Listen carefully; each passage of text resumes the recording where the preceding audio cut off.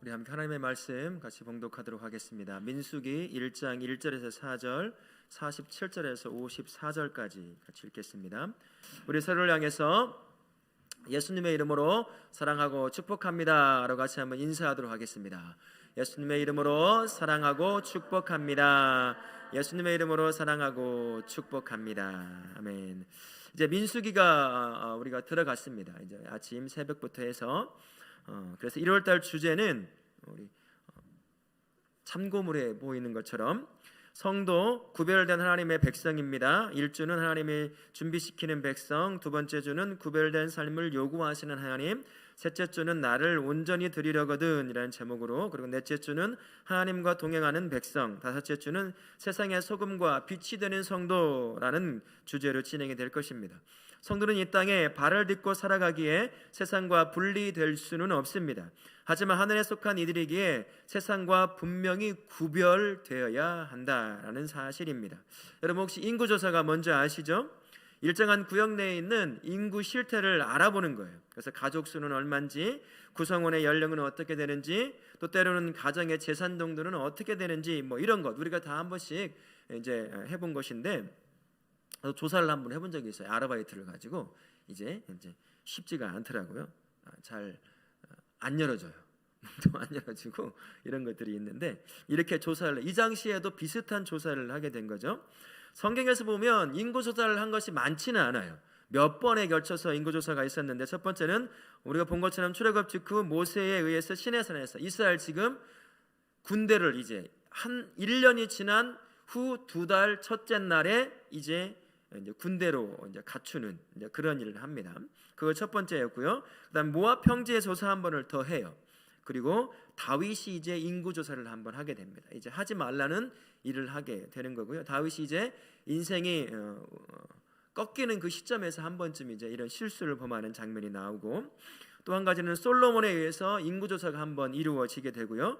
다섯 번째로는 바벨론 포로 귀환자들에 대한 이름들, 뭐 에스라라든지 느헤미야 같은데 이름이 계속 나오는 부분이 있잖아요. 이제 그런 부분이 있고, 그다음에 마지막으로 이제 예수님이 태어난 이후에 로마 황제 가이사 아구스토에서 인구조사가 한번 일어나는데, 성경 전체에는 이렇게 한 6번 정도에 걸쳐서 인구조사가 일어나는 것을 보게 됩니다. 성경에서 인구조사를 하는 그 이유는 몇 가지가 있는데, 첫 번째는 군대 복무 대상자, 오늘과 우리가 읽었던 이 민수기에 나오는 것처럼 20세 이상의 군대를 나가서 전쟁을 할 수 있을 만한 사람들을, 남자들만 모으기 위해서 징집 대상을 파악하기 위해서 한 것이 있고요. 또한 그 다음에 이제 세금 같은 건 정착하고 난 뒤에 이제 이 나라를 이끌어가고 있는 세금이 필요하잖아요. 왕정 정치로 이제 신정 정치에서 왕정 정치로 초대 왕이었던 사울이 세워지면서 이제 그때부터 이제 세금을 걷기 시작하는 거거든요. 이제 그때부터 이제 그런 세금을 위해서 인구 조사를 하게 되는 거였고, 또 한 가지는 오늘 이제 성막 봉사를 하기 위해서 레위인의 계수를 하는 것처럼 이제 그런 인구 조사를 하게 되었습니다. 인구 조사는 보통 선한 목적으로 이루어지는 게 별로 없어요. 첫 번째는 내가 얼마나 많은 군인들을 가지고 있느냐, 그것을 자랑하기 위해서 이제 인구 조사를 할 때가 있어요.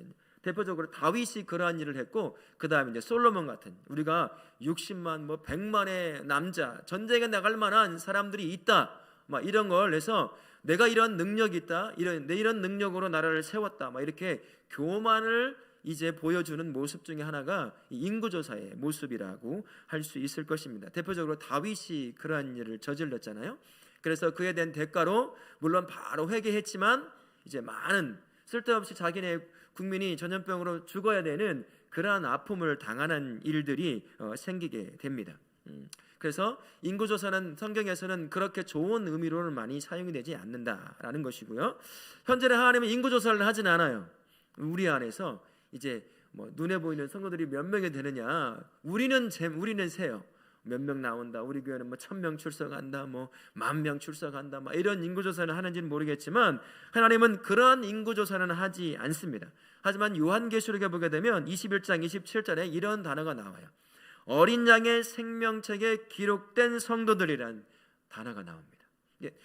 예수를 믿고 예수 안에 구원받을 자가 누군지에 대해서 그 안에 생명책에 이름이 기록되어 있다는 것입니다.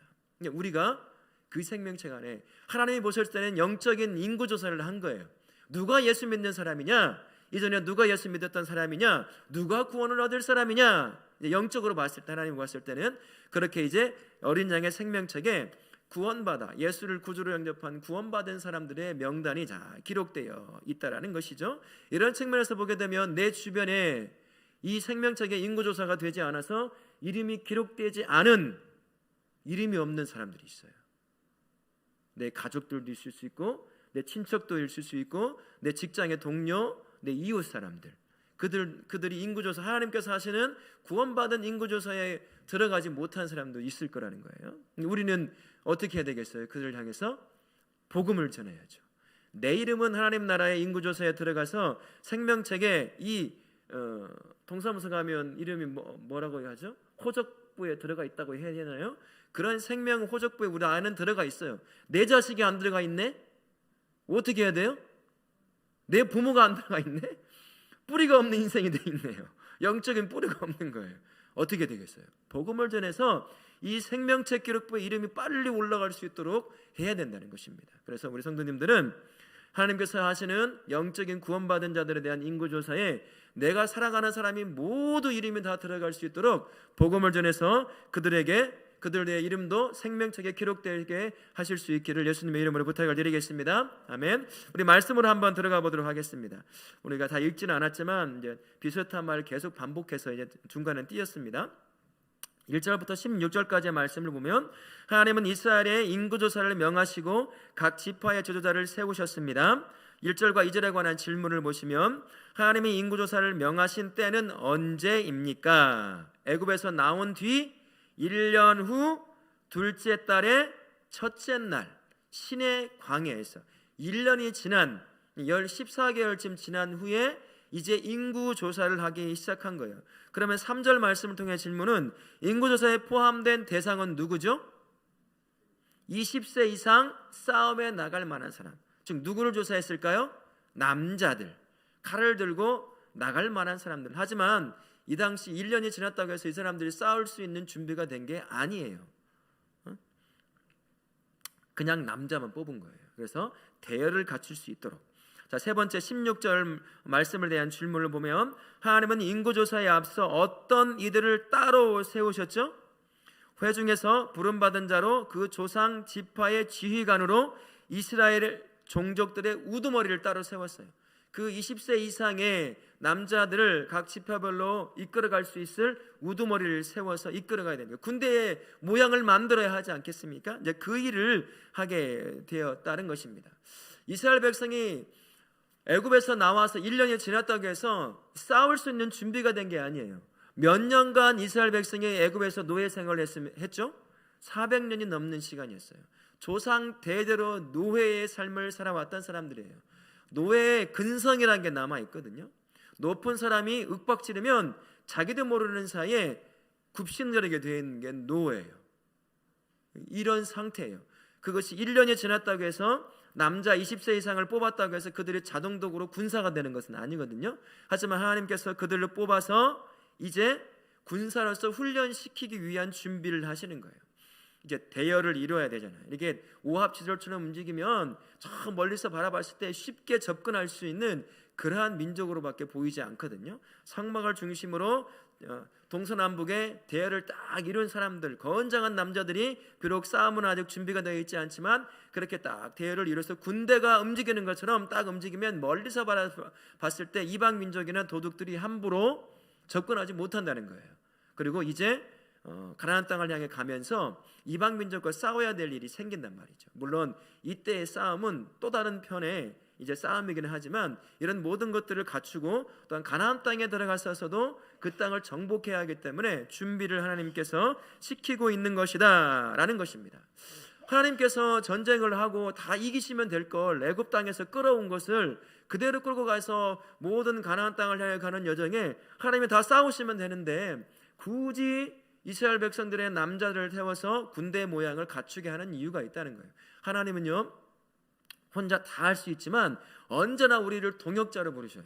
사람을 자신의 동역자로 불러서 자신이 해야 될 일에 그 일을 감당하게 함으로 말미암아 또 다른 은혜와 복을 누리게 하시는 분이 우리 하나님이시라는 것이에요.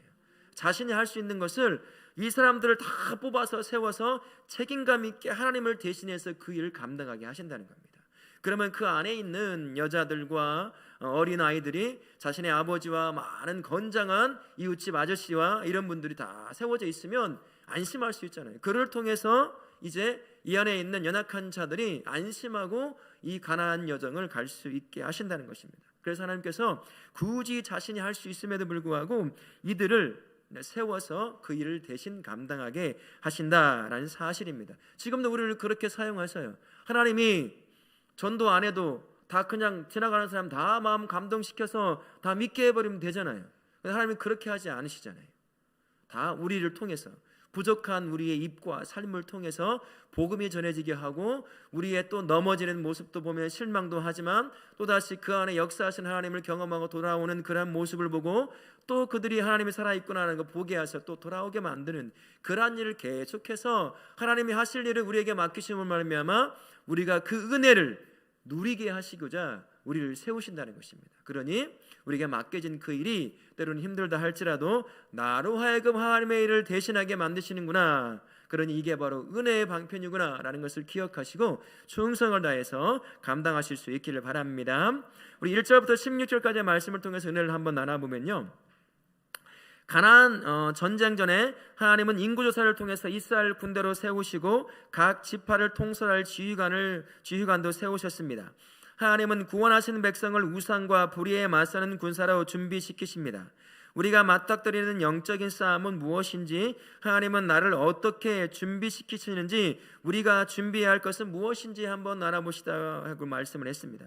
모든 성도는 이스라엘이 가나안을 향해 가는 것처럼 천국을 향해 가고 있어요. 우리는 모두가 다, 모든 성도가 그 걸음을 천리역정에 나오는 크리스찬처럼 삶의 짐을 지고 걸어갑니다. 크리스찬이 걸어가는 중에 어떤 일이 발생하냐면 이 등에 지고 있는 짐이 계속 커져요. 짐이 이 사람의 인생을 지배해버려요. 마치 그 딱장벌레처럼 만들어버려요. 이 삶을 살다가 가다 보니까 죄를 짓는 게 많아요. 유혹을 당하는 게 많고 또 넘어지고 하니까 이 죄의 짐이 점점 커져갖고 자기를 압도해버리는 거예요. 이제 그런 여정이 바로 크리스찬이 천국을 향해 가는 여정이다라고 할 수 있을 것입니다. 이스라엘 백성이 가나안 땅을 향해 가면서 처음에 하나님의 놀라운 역사로 아무도 접근하지 못했지만 아람 민족, 여러 민족을 만나서 전쟁을 할 수밖에 없는 그러한 상황에 놓이게 됩니다. 영적인 이스라엘 백성이라고 할 수 있어요. 우리도 마찬가지예요. 그 여정을 가다 보면 내가 원치 않는 많은 유혹들이 참 많이 있잖아요. 유혹이 있지만 때로는 내가 이 안에서 오는 육적인 생각, 나의 육신의 생각을 쫓아 살다가 스스로 넘어질 때도 있다는 거예요. 안팎으로 유혹에 시달리죠. 또한 이 안에 있는 죄성이 가져오는 그러한 육신의 생각을 쫓아 살고 싶어하는 마음이 계속 일어나죠. 그러니 끊임없이 우리는 그 유혹 앞에서 놓여 있을 수밖에 없다라는 것입니다. 그러니 우리가 살아가는 삶은 영적인 전투가 항상 있는 거예요. 바른 길은 알고 있고 이 안에서 올라오는 육적인 생각은 끊임없이 올라오고 내 눈에 보여지고 귀에 들려지고 만져지는 세상은 계속해서 나를 유혹하고 이 천국을 향해 가는 걸음에서 자꾸 곁길로 이끌러 가게 하려고 하는 것들 얼마나 많이 있어요. 오늘도 그것과 싸우고 오셨잖아요. 승리하신 분 계셔요? 나 오늘 넘어졌어요 하시는 분 손 한번 들어보세요. 한 분 했어요. 이게 넘어져요. 끊임없이 하루에도 수십 번, 어떤 사람은 하루 온종일 이것과 싸우시는 분도 있을 거예요. 이게 바로 천국을 가는 성도의 여정이라는 것입니다. 그러니 성도가 영적인 전쟁을 매일같이 매 순간 치러야 할 성도가 항상 준비가 되어 있어야 돼요. 영적인 군사로서 이 모든 유혹과 이 모든 이 안에서 오는 육적인 생각을 이겨내갈 수 있을 그 준비를 해야 될 텐데 무엇을 통해서 우리가 영적 군사로 준비가 될 수 있을 것인가? 첫 번째는요, 말씀을 통해서 준비하는 수밖에 없습니다. 에베소서 6장 17절 말씀해 보게 되면 성도가 가지고 있는 유일한 공격 무기가 뭐였죠? 말씀이에요. 성령의 검이라고 표현하고 있어요. 예수님도 심지어 사단에게 공격을 받았어요. 말씀 비스무리한 것으로 예수님도 공격을 받았어요. 그리고 예수님도 물러가라 이렇게 말씀하셨나요? 아니에요. 하나님의 말씀으로 그 유혹과 공격을 물리치신 분이 예수님이셔요. 하물 예수님도 그러셨는데 하물며 저와 우리 같은 연약한 자들은 어떻겠습니까? 주의 말씀을 가장 가까이 하고 이 내면에 영혼의 마음에 계속 쌓아 나갈 수 있어야 하는 것이에요. 우리가 그 말씀 가지고 유혹이 올 때마다 물리칠 수 있어야 되고 그것을 기도 제목 삼아 기도할 수 있어야 한다는 것입니다. 그래서 하나님의 말씀을 가장 가까이 하고 묵상하시고 그 말씀을 암송할 수 있으면 암송도 하고 적어서 기록해 놓기도 하고 그때마다 기도하면서 보고 그걸 가지고 기도할 수도 있고 다양한 방편으로 하나님의 말씀이 나를 인도해 가고 나로 하여금 유혹에 맞서 싸울 수 있는 준비를 시키게 하시는 그러한 말씀의 사람으로 세워지실 수 있기를 바랍니다. 두 번째로는 기도로 준비하는 수밖에 없습니다. 마가복음 9장 29절에 이렇게 예수님께서 말씀하셔요. 기도 외에 다른 것으로는 이런 종류가 나갈 수 없다고. 그러니까 기도가 얼마나 중요한지 몰라요. 말씀과 똑같은 무게감을 가지고 기도가 이렇게 중요하다는 것입니다. 기도치 아니하면 이 안에 끊임없이 이 마음을 사단이 주물러내는 거예요. 이런저런 사건으로 말미암아 막 계속 마음을 무너뜨리고 생각을 무너뜨리고 그래서 성도가 옳은 길에서 자꾸 벗어날 수 있게 만든다는 것입니다. 그런데 기도하는 사람, 기도 가운데 깊이 들어가고 하나님과 동행하며 주님께 자신의 마음을 털어놓고 그 인생을 다시 한번 기도하며 맡기는 인생, 그러면 주님께서 그 마음을 붙잡아 주신다는 거예요. 여러분 다 경험해 보셨을 거예요. 마음이 흔들리고 힘들 때마다 그 마음을 가지고 그대로 하나님 앞에 가지고 나가 내 마음이 이렇습니다. 하나님 내 마음을 붙잡아 주십시오. 이 마음을 단단하게 하시고 하나님 언제든 모든 상황에서 언제나 흔들리지 않는 마음을 주십시오라고 기도하는 사람, 그 사람은 쉽게 마음을 빼앗기지 않게 된다는 것입니다. 그래서 영적 군사인 우리 모두는 기도함을 통해서 이 마음과 영혼을 단단하게 가꾸어 갈 수 있어야 한다라는 것입니다. 또 한 가지로는요, 공동체를 통해서 믿음의 공동체, 교회 공동체를 통해서 준비될 수 있어야 한다는 거예요. 우리 성도는 혼자서 천국 여정 갈 수 없어요. 우리 집 가난한 성도 참 많죠. 가난한 성도가 어떤 성도죠? 안 나갈 성도잖아요. 나 혼자 신앙생활 할게 그냥 안 나갈 성도예요. 이 코로나가 오면서 이제 제가 아는 교회 한 3,000명 출석인데 1,000명이 안 나와요. 그러니까 등록도 안 하고 그냥 자기 편한 대로 와서 예배만 드리다가 코로나가 딱 터지니까 영상으로 예배 드릴 수 있으니 그 다음부터는 예배 현장에 안 나오는 거예요. 끊임없는 영적 전투에 하루도 수십 수백 번씩 무너지는 사람이 바로 그러한 사람이에요. 공동체 안에 있을 때 그들과 함께 믿음 생활하면서 내가 흔들리고 있을 때 옆에서 살아왔던 삶의 모든 역사를 경험해봤던 한 사람이 세워지고 그 사람 가운데 하나님의 역사가 어떠한 것인지를 내 눈으로 보고 그들과 함께 나누는 삶을 통해서 내 삶에 다시 한번 준비될 수가 있거든요. 근데 그래서 공동체가 함께 모이고 예배하고 찬송하고 기도하고 교제하는 것이 이렇게 중요한 것이에요. 성도의 여정은, 천국을 향한 여정은 혼자서는 절대로 갈 수 없다는 것. 장담하지만 그러나 모든 사람이 그 장담 가운데 다 무너져요. 나 혼자 신앙생활 잘할 수 있어. 교회에 뒤어버렸어. 이 사람한테 상처받고 저 사람한테 상처받고 교회에 상처받고 목사에 상처받고 해서 난 더 이상 나는 뭐 무슨 모임이니 순이니 뭐니 난 못하겠어. 그냥 조용히 늦게 와서 예배 드리다가 일찍 가고 싶어. 그 사람 무너지게 돼 있어요. 어느 순간 안 나오게 됩니다.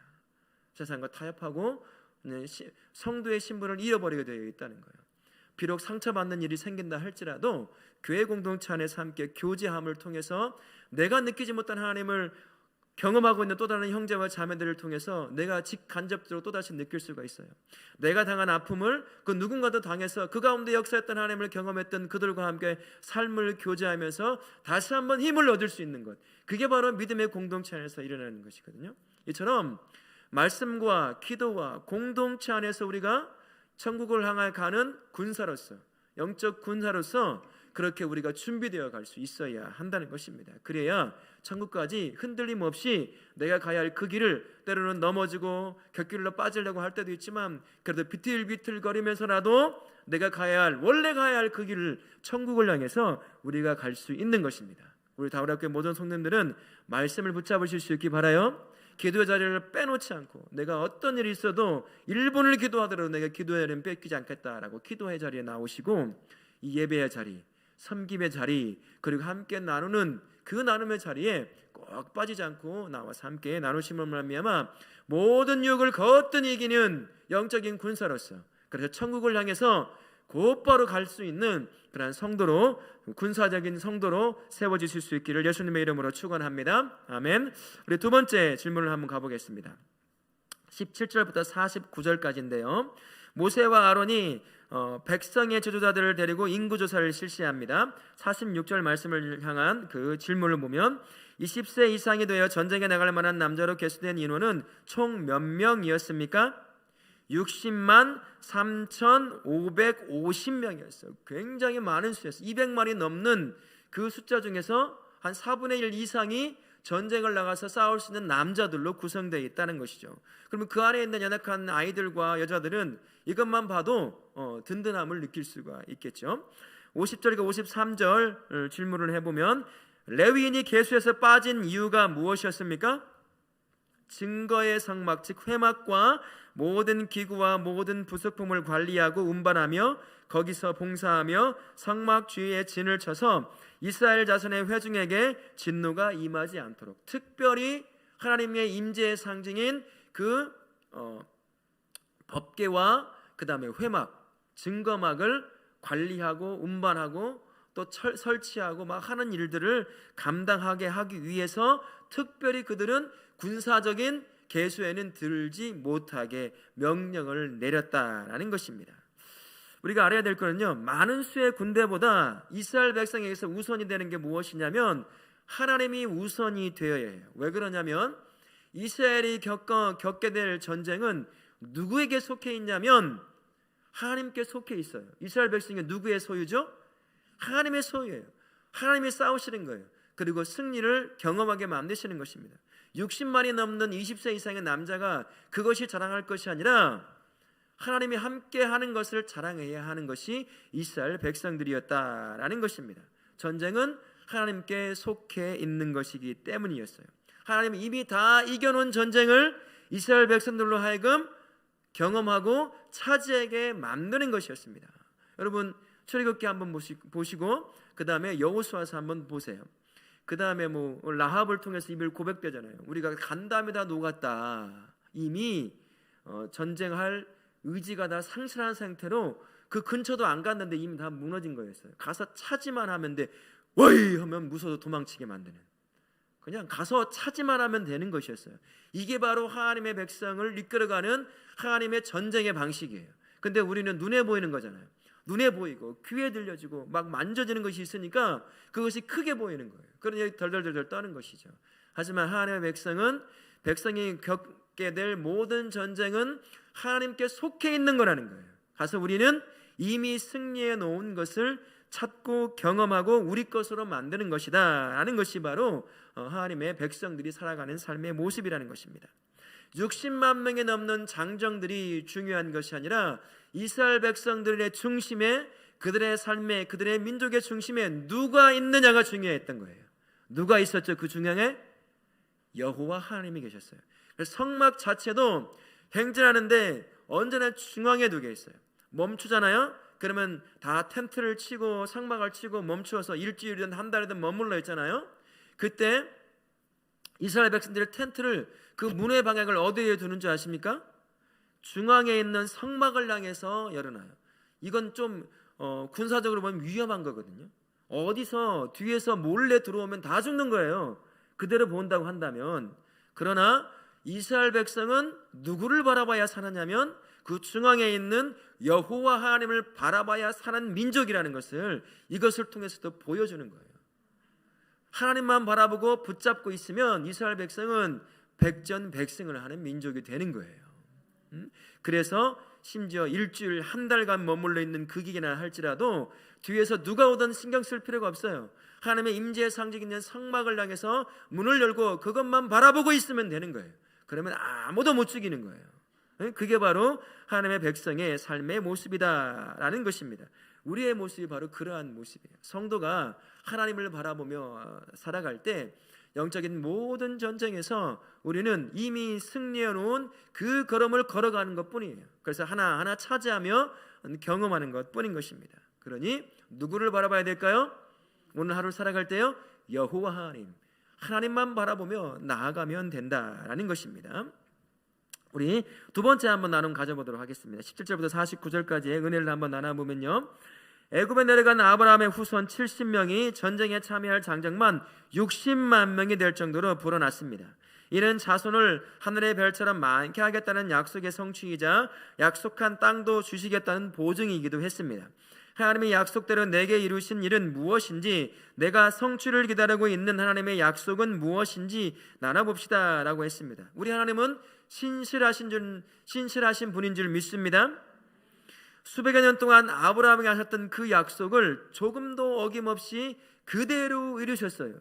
하나님의 방식으로, 하나님의 때에 하늘을 바라보면서 무수히 셀 수 없는 별을 보게 하신 것, 그거를 실제로 후손들이 경험하게 만드신, 그렇게 약속을 성취하신 분이 우리 하나님이시라는 것입니다. 그 하나님은 똑같이 지금도 살아계셔서 자신이 하신 말씀을 성취하시는 분인 줄 믿습니다. 시편 105편 8절에 이렇게 말씀하셔요. 그는 그 언약 곧 천대에 명하신 말씀을 영원히 기억하셨으니, 여기서 천대라고 했지만 이것은 영원이라는 말과도 같은 것이에요. 하나님께서 한번 하신 말씀은 영원히 주께서 이루시고 기억하시고 성취하시겠다라고 하시는 말씀이십니다. 우리 영신 예배 때 말씀 뽑았죠, 그죠? 어떤 말씀을 뽑으셨어요? 내가 원하는 말씀을 뽑으셨나요? 아니면 하나님께서 주신 말씀을 뽑으셨나요? 몰래 와서 바꾸신 분 계세요? 그런 분 없어야 합니다. 그러면 진짜 뽑기를 하는 거예요. 그러면 안 돼요. 사실 이거 뽑기 이제 좀 약간 경직된 신학자들은 이거 못하게 해요. 어떻게 하나님의 말씀을 한 구절 딱 뽑느냐, 맥락을 통해서 봐야 되는데, 그러나 그런 의미에서 뽑는 건 아니기 때문에 우리가 그러는데, 영신예배 때 우리가 말씀을 뽑았어요. 저에게 주시는 말씀이 있고 우리 성도님들에게 한 분 한 분에게 주시는 말씀이 있을 텐데, 우리가 해야 될 것은 이것이에요.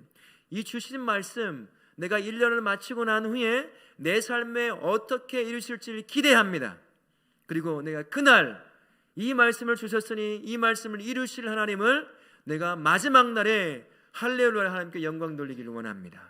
이 기대하는 마음으로 이 말씀 붙잡고 1년을 살아가는 것이에요. 그럴 때 하나님께서 그 말씀을 이루신 것을 내 기억 속에, 내 삶 속에 기억해내고 경험해낼 수 있다는 겁니다. 사람은 근데 자주 잊어버려요. 아마 이 책갈피도, 말씀 카드도 잊어버릴걸요. 여기저기 떨어져서 이제 누구 건지도 모르게, 어디가 있는지 처박혔는지도 모를 정도로 그렇게 아마 지날지도 모르겠어요. 근데 그런 분들은 하나님이 그 말씀을 성취하셨어도 못 느껴요. 지나버렸기 때문에. 이미 하나님께서 주셨는데도 불구하고 기억해내지 못하니까 그 말씀을 내 삶에 이루셨는지를 잘 모르고 지나가 버릴 때가 있다라는 것입니다. 그 말씀을 붙잡고 기도할 때마다 그 말씀, 하나님 내 삶에 이 1년간 이루십시오. 내가 기대하겠습니다. 그리고 마지막 날 이루신 하나님을 영광 돌리겠습니다 라고 하며 그렇게 나아가실 수 있기를 바랍니다. 데살로니가서 5장 24절에 이렇게 말씀하셨어요. 너희를 부르신 이는 미쁘시니 그가 또한 이루시리라. 미쁘신다는 것은 무슨 말이죠? 신실하다는 말이에요. 그분이 신실하시니 미쁘시니 그 말씀을 또한 이루셔 주시겠다. 이 말씀을 믿고 우리 하나님께 주시는 그 말씀을 영신예배 때 뽑은 말씀뿐만 아니라 우리 설교를 통해 듣다가 넌 기도하다가 또는 말씀을 통독하다가 그때 나에게 주시는 말씀이 있으면 그 말씀을 가지고 기대감을 가지고 사실 수 있기 바라요. 그런 기대감을 갖고 살아가고 그 말씀에 순종하는 삶을 통해 하나님은 반드시 그 인생의 그 말씀의 성취를 경험하게 만들어 주실 것입니다. 우리 다울학교 모든 성도님들이 1년을 마치는 그 순간 모두가 다 내 삶에 이렇게 말씀을 성취하셨습니다 라고 서로에게 나누고 그 나눔을 풍성히 또다시 나눌 수 있는 그러한 복된 우리 성도님을 되실 수 있기를 예수님의 이름으로 축원합니다. 아멘. 마지막으로 한 번 더 나누시면요, 다른 은혜를 한번 요약해 보면 이렇습니다. 이스라엘 군대의 중심은 사령부가 아니라 성전이었습니다. 성전을 중심으로 거룩함을 지키며 거룩하신 하나님과 함께하는 것이 이스라엘의 승리법이었습니다. 오늘날 나와 우리 공동체는 어떻게 거룩함을 지키며 거룩하신 하나님과 함께하고 있는지 나눠봅시다 라고 했습니다. 이스라엘의 이스라엘 전쟁은 그리고 모든 진행의 그 길은 법궤가 중심이 되어서 항상 움직였습니다. 통일 왕국이 되었어도 그렇고 가나안 땅을 정복하고 난 뒤에 이제 왕전 정치가 이루어지는 그때도 전쟁을 나갈 때도 가장 앞에 무엇이 있었죠? 법궤가 있었어요. 이 광야 땅을 행진할 때는 이제 그것이 이스라엘 백성의 중앙에 있었던 것처럼 이스라엘 백성에게 있어서 강한 군대가 중요한 것이 아니라 성막이 중요했습니다. 다른 말로 하면 하나님이 함께 하느냐 함께 하지 않느냐가 이스라엘 민족에게 사느냐 죽느냐의 결정과도 같은 그러한 것이었다라는 것이었습니다. 그래서 이스라엘 백성은 항상 성막만 바라보고 가나안 땅을 향해 가야 했던 것입니다. 우리도 마찬가지죠.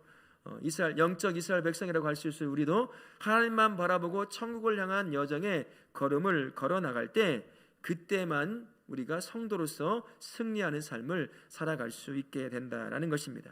영적인 이스라엘인 성도의 삶도 이와 다르지 않은 것입니다. 성도의 삶도 하나님에게 달려 있어요.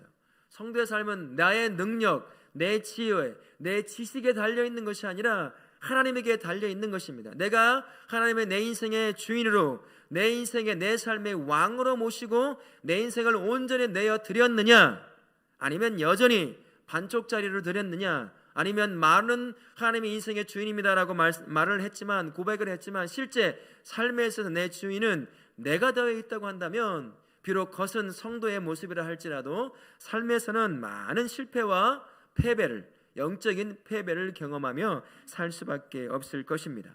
우리 영적인 군대를 완벽하게 이끌어 가시는 최고의 사령관이 계셔요. 그게 바로 예수 그리스도이십니다. 그분이 사령관으로 딱 세워져 있으면 그 밑에 또 쫓아가는 모든 군인들은 딱 하나만 경험하게 되어 있습니다. 뭘 경험하게 되어 있을까요? 승리만 경험하게 되어 있어요. 근데 그 앞에 내가 사령관으로 세워 있으면 뭔 하나만 경험하게 될까요? 실패와 패배만 경험하게 되어 있다는 것입니다. 이게 바로 성도의 삶이에요. 저를 포함해서 우리 모든 다락계 성도님들은 최고의 영적인 군대의 사령관이신 예수께서 우리의 삶, 우리의 교회의 삶을 이끌어 가실 수 있게 하셔서 그분으로 말미암아 모든 성도님들과 우리의 교회가 항상 그분이 만들어 놓으신 승리를 경험하는 우리 성도님들과 우리 교회가 되실 수 있기를 예수님의 이름으로 축원합니다. 아멘. 우리 모든 성도님의 삶은 천국을 향해 가는 천국의 여정의 길이라 할 수 있을 것입니다. 이 삶을 멈추지 않는 영적 전쟁터와도 같은 것이에요. 오늘도 수십 수백 번 그 삶을 경험해 오셨을 것입니다. 수많은 유혹들, 돈의 유혹, 또 이 안에서 마음을 뒤흔들어 놓는 다양한 삶의 문제들, 그러한 것에 언제나 항상 함께 오는 것이 우리의 삶이에요. 벗어나고 싶고 다시는 놓이고 싶지 않은 그러한 삶이지만 매일같이 행복하고 예수님과 동행하는 것이 즐겁고 이렇게 살고 싶은데 그게 안 된다는 거예요. 하다는 그 삶을 가만둬 버려두지 않는다는 것입니다. 오늘도 내가 마음을 잘 지켰는데 예배를 딱 올려고 하는 그 순간 남편을 통해서 마음을 무너뜨릴 수가 있어요. 신호등 앞에서 파란불이었는데 갑자기 빨간불로 바뀌었어요. 그것도 마음 상해서 오는 사람도 있어요. 수많은 유혹거리들 우리를 무너뜨리고 우리의 마음을 하나님을 향해서 집중하지 못하게 만드는 수많은 것들이 우리의 삶에 있다는 것입니다. 그런데 이기고 싶어요. 그런데 우리는 몸을 갖고 있단 말이에요. 영적인 전투 우리는 이길 수가 없어요. 아무리 가서 애를 써도 우리는 절대로 이기지 못합니다. 백전백패밖에 못한다는 겁니다. 이 때문에 하나님은 우리를 영적 군사로 훈련시켜 내시는 것입니다. 영적 군사이기 때문에요, 영적인 군사로, 군대로 준비가 될 수 있어야 돼요. 이것은 반복된 경건의 훈련을 통해서만 만들어지는 것입니다. 말씀 앞에 계속 나를 복종시키는 수밖에 없어요. 말씀으로 내 생각을 채우고 내 마음을 채우고 그 말씀이 나만 건드려도 바로 입에서 나오고 생각이 나게 해서 그 누군가 내 마음을 흔들어대도 그 말씀이 내 마음을 단단하게 붙잡아 줄 수 있도록 만들어내야 한다는 것입니다. 또한 기도의 자리를 빼앗겨서는 절대로 안 돼요. 10분을 기도해도 5분을 기도해도 많이 기도하면 좋겠지만 비록 10분만 기도한다 할지라도 내 마음을 토하는 기도를 한다면 그것이 하나님께서 이 마음을 지켜내실 수 있는 능력의 길로 인도해 가신다는 겁니다. 또한 주님께서 세우신 교회 공동체를 소홀히 여기서는 절대로 안 돼요. 예배의 시간, 섬김의 시간, 함께 나누는 시간, 함께 기도하는 시간, 이 모든 시간이 우리가 영적 군사로 준비되는 모든 시간이라는 것입니다. 나 혼자 갈 수 없어요. 옆에 있는 형제와 자매들이 나를 위해서 기도해 줘야 되고, 그들이 살아가는 모습을 통해서 여전히 하나님은 살아있구나, 눈에 보이지 않지만 내가 겪는 수많은 삶의 문제만 보면 하나님이 없는 것처럼 보이는데, 옆에서 믿음을 지키고 살아가는 형제와 자매들을 바라보니 진짜 하나님이 계시는구나, 그 눈으로 보고 다시 경험함을 말미암아 이 마음과 영혼을, 삶을 지켜낼 수 있어야 한다는 것입니다. 이 무엇보다 중요한 것은 삶의 중심에 예수 그리스도, 모든 영적 전투를 무조건 백전백승으로 만드시는 영원한 영적인 사령관이신 예수 그리스도를 마음의, 삶의 중심으로 두는 것이 그 무엇보다 가장 중요하다는 사실을 기억하실 수 있기를 바랍니다. 올해 23년 새롭게 허락하신 이 한년, 이 새해 예수 그리스도를 마음의, 삶의 온전한 중심, 인생의 주인으로 온전히 모심을 말미암아 그분만 바라보고 쫓아가셔서 모든 영적 전투에서 승리를 맛보시는 우리 성도님을 되실 수 있기를 예수님의 이름으로 축원합니다. 아멘.